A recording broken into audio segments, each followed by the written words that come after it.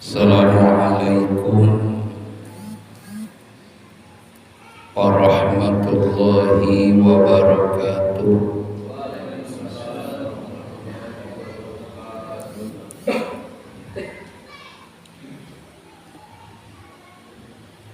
Alhamdulillah wa syukru ala ni'amillah, wassalatu wassalamu ala rasulillah Muhammad ibn Abdillah wa ala alihi wa sahbihi wa man tabi'ahum ila yaumil qiyamah. Asyhadu an la ilaha illallah wahdahu la syarikalah wa asyhadu anna Muhammadan abduhu wa rasuluhu alladzi la nabiyya ba'da. Allahumma salli wa sallim ala sayyidina Muhammad wa ala ali sayyidina Muhammad kama sallaita ala sayyidina Ibrahim wa ala ali sayyidina Ibrahim fil alamin innaka Hamidum Majid. Faqala Allah ta'ala fil Qur'anil azim wa huwa asdaqul qailin. A'udzu billahi minasy syaithanir rajim. Bismillahirrahmanirrahim. Wa qatta'nahum fil ardi umama minhum salihuna wa minhum duna dzalik wa balawnahum bil hasanati was sayyiati la'allahum yarji'un. Bapak-bapak yang sangat saya hormati dan mudah-mudahan Allah muliakan, ternyata Pak, kita di dunia ini cuma dibagi dua golongan, tidak ada yang lain. Golongan pertama minhumus salihuna, orang-orang yang salih, wa minhum duna dzalik, jeung sebagian deui sapalih deui sagolongan deui adalah orang-orang yang tidak salih. Orang-orang yang salih adalah orang-orang yang selalu taat akan perintah Allah, menjauhi larangannya, dan orang-orang yang tidak salih adalah sebaliknya. Jadi tidak ada golongan ketiga, cuma ada dua golongan. Golongan orang-orang yang salih, yang maslahat, yang selamat di dunia maupun di akhirat. Yang kedua adalah golongan orang-orang yang celaka, orang-orang yang tidak salih. Kenapa dijadikan dua golongan? Karena sifat manusia itu sifatnya berubah-ubah. Manusia itu sifatnya tidak istiqomah. Karena iman manusia yazid wa yanqus, kadang bertambah, kadang berkurang. Maka Allah menciptakan dua golongan ini untuk menguji siapa yang benar-benar istiqomah, siapa juga yang tidak istiqomah. Istiqomah dalam berarti janji. Karena kita semua dulu pernah berjanji di hadapan Allah. Allah bertanya, alastu bi rabbikum? Kita semua menjawab, qalu bala syahidna. Apakah kalian semua mengakui bahwa aku adalah Tuhan kalian? Jawab kita semua adalah qalu bala syahidna. Benar ya Allah, Engkau adalah Tuhan kami, Engkau adalah Rabb pencipta kami, dan hanya kepada Engkaulah kami menyembah, hanya kepada Engkaulah kami meminta pertolongan. Itu dulu. Ternyata manusia lain dulu, lain sekarang. Dulu kita pernah berjanji sama Allah di hadapan Allah yang mungkin kita semua tidak ingat bahwa kita pernah ditaklik sama Allah, ditanya sama Allah langsung, dan kita semua menjawab bala syahidna, benar ya Allah, kami sebagai saksi dan kami meyakini bahwa Engkau adalah Tuhan kami. Ternyata datang ke dunia manusia berubah. Perubahan-perubahan ini Allah sudah prediksi dari awal. Kenapa? Karena Allah menciptakan manusia dengan fitrahnya. Fitrah manusia itu kosong. Fitrah manusia itu kosong. Jadi siapa yang mengisinya?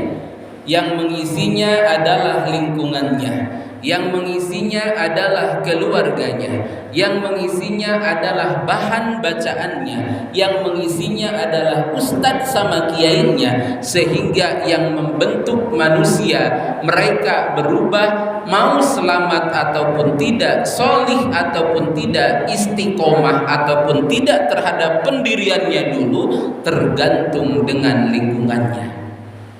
Maka ada hadis wa kullu mauludin yuladu alal fitrah. Setiap yang dilahirkan ke muka bumi ini dalam keadaan fitrah, dalam keadaan suci. Fa abawahu yuhawidanihi aw yumajjisanihi aw yunassirani. Maka orang tua lah, lingkungannya lah, orang-orang yang ada di sekitarnya lah yang membuat mereka menjadi majusi, membuat mereka menjadi Nasrani, membuat mereka jadi Yahudi. Maka dibagilah menjadi dua golongan. Mana manusia yang solih, yang benar-benar selamat, maslahat dari dulu istiqomah sampai akhir hayat. Mana golongan-golongan yang memang tidak maslahat, tidak solih, dan jauh dari janji-janji mereka ketika mereka sebelum dilahirkan ada di dunia. Jadi Pak, bisa dipahami, ternyata waqatta'nahum fil ardi umama minhumus salihuna wa minhum duna dzalik. Ketika Allah menciptakan manusia ke muka bumi ini, Allah langsung bagi dua golongan. Yang pertama golongan orang-orang solih, yang kedua adalah golongan orang-orang yang tidak solih. Kenapa Allah menciptakan dua golongan di dunia? Karena nanti kita akan menjadi dua kubu di akhirat.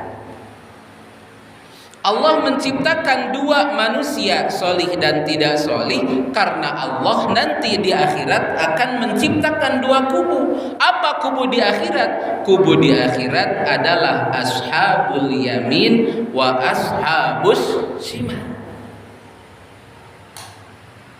Sehingga dijelaskan dalam surat Al-Insyiqaq, wa amma man utiya kitabahu biyamini fasawfa yuhasabu hisaban yasira wa yanqalibu ila ahlihi masrura.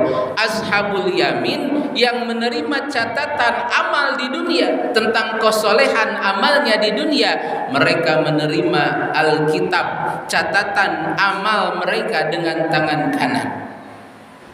Ini orang-orang soleh, ashabul yamin, menerima catatan amal mereka dengan tangan kanan. Maka pasaupa yuhasabu hisaban yasira, sudah dipastikan orang-orang yang menerima buku catatan amal dengan tangan kanan, pasaupa yuhasabu hisaban yasira, maka Allah akan memberikan kemudahan dalam berhisab. Nanti ketika mereka dihisab akan dimudahkan. Bahkan wayang qalibu ila ahlihi masrura, mereka kembali kepada Allah dalam keadaan bahagia, dalam keadaan tersenyum. Orang-orang yang solih, ashabul yamin nanti di akhirat adalah orang-orang yang kembali kepada Allah dalam keadaan bahagia. Solih di dunia mendapatkan ashabul yamin di akhirat dan mendapatkan kebahagiaan di hadapan Allah. Tapi sebaliknya, fa amma man utiya kitabahu wara'a dhahri fasawfa yad'u subura wa yasla sa'ira. Orang-orang yang tidak soleh, wa minhum duna dzalik, mereka semua akan menerima buku catatan amalnya di dunia. Sama menerima buku catatan amal, tapi mereka menerima buku catatan amalnya dengan tangan kirinya sambil membelakangi. Katukang kieu. Maka fasaufa yad'u thubura wa yasla sa'ira, bagi mereka adab yang sangat pedih. Pasti dihesekeun dinu hisabna jeung pasti cilaka akhirna. Jadi kenapa Allah menciptakan itu? Karena Allah nagih janji. Ketika mereka janji di alam sebelum dilahirkan ke dunia, di dunia diuji, masuk ke akhirat, maka Allah memberikan balasan-balasannya atas apa yang mereka janjikan. Jadi baheula janji dikumpulkan orang keur di zaman Lauhil Mahfud kene. Ditanya sararea, dikumpulkan. Janji itu diuji di dunia. Ternyata pas janji itu diuji di dunia, minhumus salihuna wa minhum duna dzalik. Bahkan di ayat lanjutannya, wa balawnahum bil hasanati wasayyiati la'allahum yarji'un. Bahasanya la'allahum yarji'un, supaya mereka berpikir untuk kembali lagi kepada Allah. Jadi ketika kesolehan dan ketidaksolehan Allah uji, Allah menginginkan dengan ujian itu kita semua kembali kepada Allah. Karena hakikatnya kita semua datang dari Allah, dan kita semua pernah berjanji kepada Allah bahwa Allah adalah Tuhan kita, bahwa Rabb yang harus kita pintai pertolongannya, yang harus kita sembah adalah hanya Allah. Ketika ujian-ujian di dunia datang ternyata berbeda. Beda geus datang ke dunia mah. Allah datangkan ujian wa balawnahum bil hasanati. Allah berikan ujian-ujian yang manis, poho. Bahkan wasayyiati, Allah berikan ujian-ujian yang berat, anu hese, anu perih. Tetap orang kadang-kadang teringat ujian nuku Allah diberikan rek eta ujian anu amis atawa ujian anu pahit, fungsina la'allahum yarji'un, supaya kita kembali kepada Allah. Jadi tong nepikeun ka teu sadar. Jangan sampaikan kita tidak sadar bahwa kita sekarang sedang diuji, karena ujian Allah dua, wa balawnahum bil hasanati wasayyiat. Allah menguji kita semua dengan sesuatu yang baik dan juga sesuatu yang jelek. Supaya apa? La'allahum yarji'un, supaya kita semua bisa kembali kepada Allah. Hari ini kita masih diberikan rezeki yang berlimpah, alhamdulillah. Anak-anak kita sehat, keluarga kita sehat, orang tua kita sehat. Untuk kehidupan sehari-hari masih tercukupi. Ujian-ujian yang seperti ini manis, tapi tetap fungsinya la'allahum yarji'un, supaya kita semua kembali kepada Allah. Apalagi dengan ujian-ujian yang pahit. Kehidupan dunia susah, karir tersendat, pekerjaan sulit. Wah, ripuh we. Anak sakit-sakitan, istri rungsi, keluarga hararese, pecah di ditu di dieu. Ujian-ujian anu siga kitu ujian pahit. Tapi fungsina tetap la'allahum yarji'un, supaya kita semua kembali kepada Allah. Jadi Allah berikan ujian manis, Allah berikan ujian pahit, dua-duanya mempunyai fungsi yang sama, yaitu untuk kita kembali kepada Allah. Bahkan sahabat Rasulullah SAW Abdurrahman bin Auf pernah bercerita kepada para sahabat-sahabat yang lainnya. Kata Abdurrahman bin Auf seperti ini, ubtulina ma'a Rasulillah sallallahu alaihi wasallam bid-dharra'i fasabarna. Kita semua diuji bareng-bareng sama Rasulullah sallallahu alaihi wasallam bid-dharra'i, dengan sesuatu yang memang berat, dengan penuh kepayahan, madarat-madarat, kesedihan, duka dan lain sebagainya. Fasabarna, kita menjadi orang-orang yang sabar. Kata Abdurrahman bin Auf, cek Abdurrahman bin Auf, urang sadayana diuji babarengan jeung Rasulullah sallallahu alaihi wasallam ku jalan ujian-ujian anu pahit, pasobarna urang sadayana bisa jadi jelema anu sabar. Diuji, diajak perang, bahkan lain kan saukur perang bungkul, dilelece, dihina, beh dituna, dianiaya ku orang-orang kafir Quraisy nepikeun ka hijrah. Rasulullah nepikeun ka dibaledogan, Rasulullah nepikeun ka ditamplokan ku kotoran onta dan lain sebagainya. Ujian-ujian anu siga kieu teh ujian pahit, bahkan para sahabat oge ngasaan ujian pahit siga kitu teh. Tapi pasobarna, kami semua menjadi orang-orang yang sabar. Melaan hijrah ti Mekah indit ka Madinah gara-gara naon? Syiddatul bala'i, karena memang terlalu besar, terlalu berat ujian-ujian yang dihadapi oleh para sahabat dan Rasul waktu itu. Para sahabat yang Rasul waktu di Mekah teh benar-benar diuji, benar-benar dicoba sehingga Rasul nepikeun ka pindah ke hijrah ke Madinah. Ujian-ujian sebesar kitu lain ngan saukur ditantang, lain ngan saukur dihinakeun, lain ngan saukur dianiaya, tapi diancam rek dipaehan, diancam rek dibunuh. Ujian-ujian anu siga kieu teh datang ka Rasul jeung datang ka para sahabat, tapi para sahabat dan Rasulullah sallallahu alaihi wasallam menjadi orang-orang yang sabar. Bahkan lain kan saukur ujian-ujian siga kitu, ujian-ujian harta. Di mana aya sahabat anu bener-bener beunghar hareupeun Rasulullah teu aya. Abu Bakar anu kacida beungharna diuji ku urusan harta, beakeun hartana kabeh di jalan Allah. Ujian-ujian anu siga kitu teh ujian-ujian pahit. Ujian pahit. Rasulullah diuji ku kamiskinan ngahaja. Bahkan sering Rasulullah sallallahu alaihi wasallam nyarios ka bojona Siti Aisyah dinu kaayaan lapar, padahal anjeunna teh acan tuangna naon, nyarioskeun ka Siti Aisyah mah dinu kaayaan wareg. Diuji ku urusan harta, diuji ku kamiskinan, tapi pasobarna jadi jelema-jelema anu sabar. Tapi saur Abdurrahman bin Auf, summa betulina ba'dahu, terus urang sadayana diuji sabada Rasulullah sallallahu alaihi wasallam wafat bisarra'i palam nasbir. Tah ieu.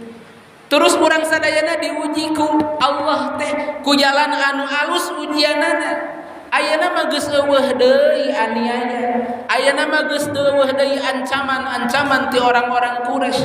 Ayeuna mah harta sudah melimpah, ekonomi sudah maju. Eueuh ujian-ujian berat, tapi ternyata urang palam nasbir, jadi jelema-jelema anu teu sabar. Dibere ujian amis mah ternyata loba anu teu sabar. Cirina boga harta saeutik oge geus jauh ti masjid teh. Cirina boga duit saeutik wae, boga jabatan saeutik wae geus jauh jeung jelema-jelema anu soleh teh. Geus embung we ruang riung di pangajian teh, geus embung we ruang riung di masjid teh. Ciri memang urang sadayana ketika urang diuji kuno amis tah eta poho jadi jelema anu teu sabar. Beh dituna jadi teu soleh, mata fungsina ujian erek ujian anu amis, erek ujian anu pahit, eta duanana fungsina supaya urang balik deui jadi jalmi anu soleh.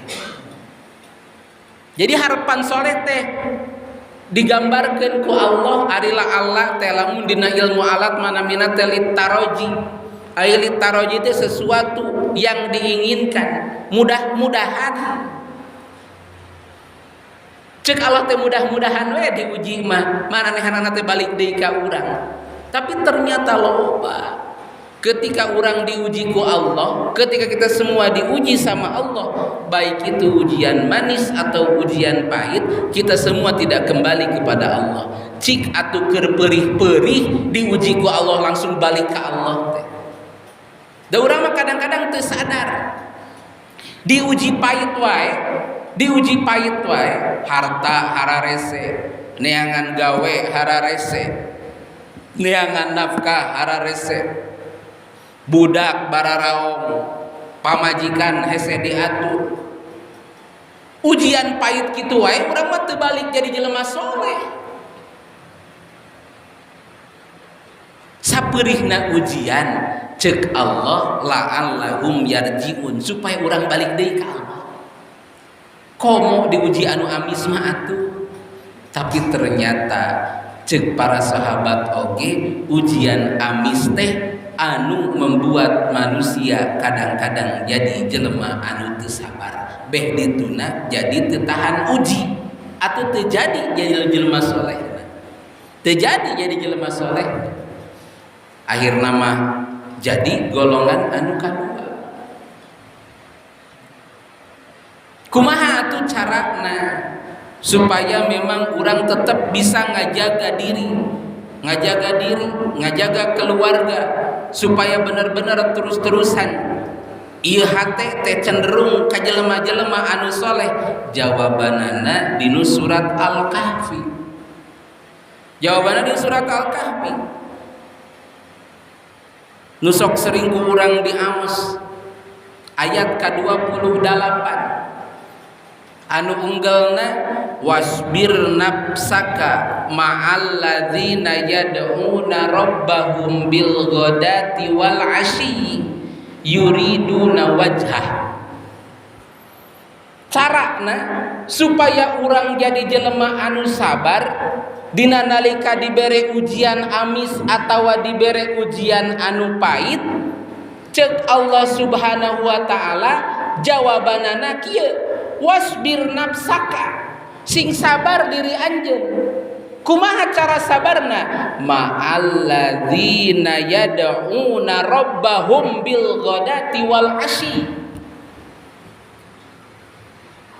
Anjeun ulah nepikeun kaninggalkeun jelema-jelema babaturan kelompok komunitas anu bener-bener yad'una rabbahum bil ghadati wal 'ashyi.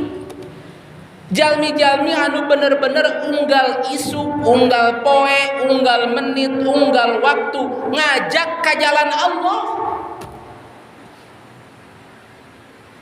Jadi carana hayang urang tetap jadi jelema soleh teh tahan uji dina nalika dibere ujian amis atawa dibere ujian pahit teh jawabanana cek Allah urang ulah ninggalkeun komunitas, urang ulah ninggalkeun lingkungan jeung jelema-jelema anu bener-bener eta jelema teh resep ka Allah.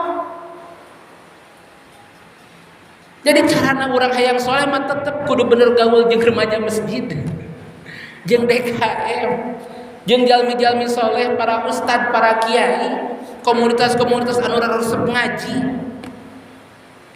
Supaya naon? Supaya terjaga kesolihanana. Sabab naon? Wala taqdu ainaka anhum turiduna zinatal hayatid dunya. Ulah nepikeun ka panon urang, ulah nepikeun ka hate urang gara-gara teu ngadeuketan jalmi-jalmi anu soleh siga kitu, mata urang jeung hate urang dipengkolkeun lain resep ka Allah, lain resep ibadah ka Allah, lain resep sedekah, lain resep ngalaksanakeun salat sunat jeung sajabana, lain resep make kalakuan anu alus, bahasa-bahasa anu alus, tapi ternyata manehanana jauh ti Allah, jauh ti Rasulna, jauh ti komunitas orang-orang anu soleh anu dicita-citakeunana ngan saukur kahirupan dunia. Bahaya. Mata ulah we nepikeun ka gaul supaya urang memang bisa terjaga kasolehanana. Bahkan wala tuti' man aghfalna qalbahu an dzikrina. Urang ulah nepikeun katuturut munding ngiluan jelema-jelema anu sok poho ka Allah. Jadi hayang tetap soleh mah urang ulah gaul, ulah deket jeung jelema-jelema anu sok poho ka Allah. Wala tuti man aghfalna qalbahu an dzikrina. Bahkan wattaba'a hawahu wa kana amruhu furuta. Jelema-jelema anu sok mompohokeun Allah beh dituna sok nuturkeun hawa nafsuna. Jadi posisi urang kudu belah mana? Posisi urang lamun kira-kira teu bisa ngawarnaan batur, urang ulah diwarnaan ku batur. Leuheung lamun kuat asup ka komunitas qalbahu an dzikrina wattaba'a hawahu wa kana amruhu furuta. Urang gaul jeung tukang mabok, tukang zina, tukang judi jeung sagala rupa. Urang teh niatna rek ngajak, lamun teu kabawa urang bisa mawa alus, tapi lamun urang jadi kabawa tah eta mata cek Allah sederhana mah mending keneh wala tuti man aghfalna qalbahu an dzikrina wattaba'a hawa. Lamun teh mah urang hayang safety, hayang aman, hayang ngajaga diri urang, minimal urang ulah gaul jeung jelema-jelema anu sok mopohokeun Allah jeung sok najurung kana hawa nafsuna. Kitu. Kakara soleh. Ari kira-kira teu bisa ngawarnaan mah ulah. Ari kira-kira urang teu bisa memberikan dakwah ka batur mah, ngajak ka batur mah ulah. Mending keneh fokus kana diri, fokus ka keluarga. Fokus ka diri, fokus ka keluarga. Sabab urang ge can pararuguh jadi jelema soleh, anak urang can pararuguh jadi jelema soleh, termasuk bojo urang can puguh soleh. Naon sababna? Sababku ampusakum wa ahlikum naro. Nu pertama nu kudu dijaga teh lain batur, diri. Jaga diri mana? Ku ampusakum baru wa ahlikum terus keluarga mana? Gitu kan? Nu kudu dijaga teh saha? Diri urang nu kahiji, anu kadua keluarga urang. Rek kumaha bisa ngajagaan keluarga urang lamun urang sorangan teu bisa ngajaga diri. Urang sorangan ge teu bisa ngajaga diri, kumaha bisa ngajagaan batur. Urang sorangan ge teu bisa ngajaga diri tinu maksiat jeung dosa, kumaha bisa ngajagaan batur. Mata cek Allah wala tuti man aghfalna qalbahu an dzikrina wattaba'a hawahu wa kana amruhu furuta. Lamun kira-kira urang teu bisa ngawarnaan batur mah ngiluan we lah jeung jelema-jelema anu soleh, jauhkeun ti jelema-jelema anu teu pati soleh. Kahartos kinten-kinten. Jadi syaratna anu kahiji hayang jadi jelema anu soleh, anu tahan uji dina nalika ujian amis jeung ujian pait teh naon? Nu kahiji wasbir nafsaka ma'al ladzina yad'una rabbahum bil ghadati wal asyi yuriduna wajha.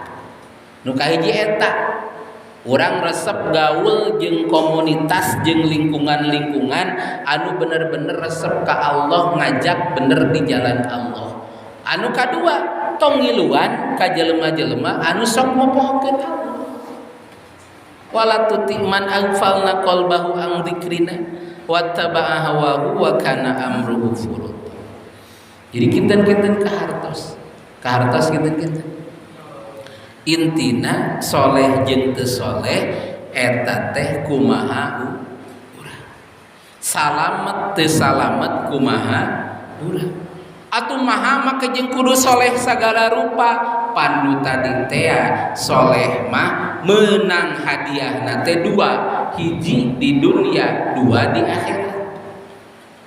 Dunia teh ieu teh jang jelema-jelema anu soleh. Dunia teh jang jelema-jelema anu soleh. Annal ardo yarithuha ibadiyas solihun. Bumi ieu teh diciptakeun ku Allah jang abdi-abdina anu soleh. Dunia diciptakeun jang abdi-abdina anu soleh. Geuningan urang geus ngarasa diri soleh can meunang dunia, eta mah perasaan kamu saja. Kadang-kadang orang boga perasaan orang terjadi jelema soleh padahal acan soleh. Ya, perasaan jadi jelema soleh padahal acan soleh. Ini ke masjid gaul jeung jelema-jelema anu bener, perasaan diri teh geus soleh, perasaan geus soleh. Cenah ieu dunia teh diwariskeun jeung jelema-jelema anu soleh, geuningan urang can meunang naon, bisa jadi urang acan soleh. Sabab solehna masih keneh rarasaan. Da bumi ieu teh Allah ciptakeun jeung jelema soleh. Nu sejen mah ngontrak, nu sejen mah karna rahmanna Allah we eta mah. Nu sejen mah karna rahman Allah. Ari jelema soleh mah geus puguh diwaris ku Allah. Jadi bumi mah diwaris jeung jelema anu soleh. Nu sejen mah ngan saukur rahmanna Allah. Urang mah diwarisi ku Allah. Lamun teh mah urang jadi jelema anu soleh. Geuningan urang ngarasa diri geus soleh can meunang nanaon nya, ngarasa diri jadi jelema soleh can puguh jadi soleh. Kumaha atuh carana? Hayang meunang dunia sing soleh. Sabab janji Allah. Hayang meunang dunia ge sing soleh, hayang meunang akhirat sing soleh. Da kuncina bahagia teh dua, sabab nu sok sering ku urang dipenta teh dua, Rabbana atina fid dunya hasanah wa fil akhirati hasanah wa qina adzabannar. Fungsi solehna dua, ngarasa diri jadi jelema anu soleh, lain soleh bener. Nah, itu tanda tanya.